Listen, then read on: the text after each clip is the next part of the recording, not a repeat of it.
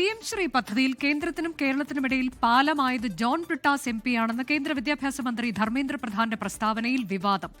കേരളം പദ്ധതിയിൽ ഒപ്പുവെക്കാൻ സമ്മതം അറിയിച്ചിരുന്നുവെന്നും പിന്നീട് എന്ത് സംഭവിച്ചുവെന്ന് അറിയില്ലെന്നും ധർമ്മേന്ദ്ര പ്രധാൻ രാജ്യസഭയിൽ പറഞ്ഞു. കരാർ ഒപ്പുവെക്കാൻ താൻ മധ്യസ്ഥത വഹിച്ചിട്ടില്ലെന്നും ജോൺ ബ്രിട്ടാസ് വ്യക്തമാക്കി. CPI നിലപാട് വ്യക്തമാക്കണമെന്ന് KC വേണുഗോപാൽ ആവശ്യപ്പെട്ടു. രാജ്യസഭയിൽ ചോദ്യോത്തരവേളയിൽ കേരളത്തിന്റെ തടഞ്ഞുവെച്ച ഫണ്ടുമായി ബന്ധപ്പെട്ട ചോദ്യത്തിന് മറുപടിയായാണ് കേന്ദ്ര വിദ്യാഭ്യാസ മന്ത്രി ധർമ്മേന്ദ്ര പ്രധാൻ PM ശ്രീ സംബന്ധിച്ച വെളിപ്പെടുത്തൽ നടത്തിയത്.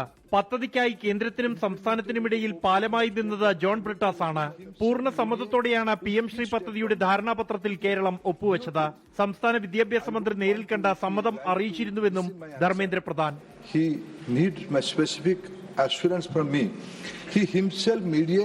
With his state government, with union government. My dear friend John Brittas, I am very thankful to him. He created the bridge between government of Kerala and government of India. At one point of time, they agreed to sign the PM3 MOU.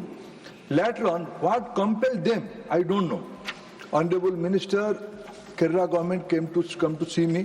സംസ്ഥാനത്തിന്റെ ഫണ്ടിനായി മന്ത്രിയെ പലതവണ കണ്ടിട്ടുണ്ടെന്നും എന്നാൽ കരാറിൽ ഒപ്പുവെക്കുന്നത് സംസ്ഥാന സർക്കാരിന്റെ വിഷയമാണെന്നും John Brittas MP.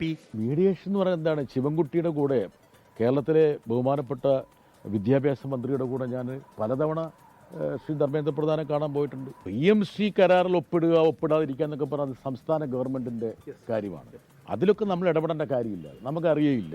കേന്ദ്രമന്ത്രിയുടെ വെളിപ്പെടുത്തലിൽ CPIയുടെ തീരുമാനം എന്തെന്ന് ബിനോയ് വിശ്വം വ്യക്തമാക്കണമെന്ന് KC വേണുഗോപാൽ MP ആവശ്യപ്പെട്ടു. ഈ CPI ചോദിക്കണ്ടേ? അവരാണല്ലോ ഈ വിഷയം ഉന്നയിച്ച് ക്യാബിനറ്റ് അറിയാതെയാണല്ലോ ഒപ്പുവെച്ചത്. എന്താണ് PMC വിഷയത്തിൽ ധർമ്മേന്ദ്ര പ്രതാപന്റെ പ്രസ്താവനയെക്കുറിച്ച് CPIയുടെ അഭിപ്രായം?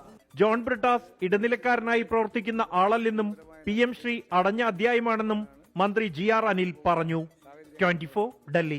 ലോകത്തെവിടെയായാലും ഏത് സമയത്തും 24 വാർത്തകളും ഓഗ്മെന്റഡ് റിയാലിറ്റി പാക്കേജുകളും എക്സ്പ്ലെയിനറുകളും വിശദമായി കാണാൻ ഞങ്ങളുടെ YouTube ചാനൽ നിങ്ങൾക്ക് സബ്സ്ക്രൈബ് ചെയ്യാം.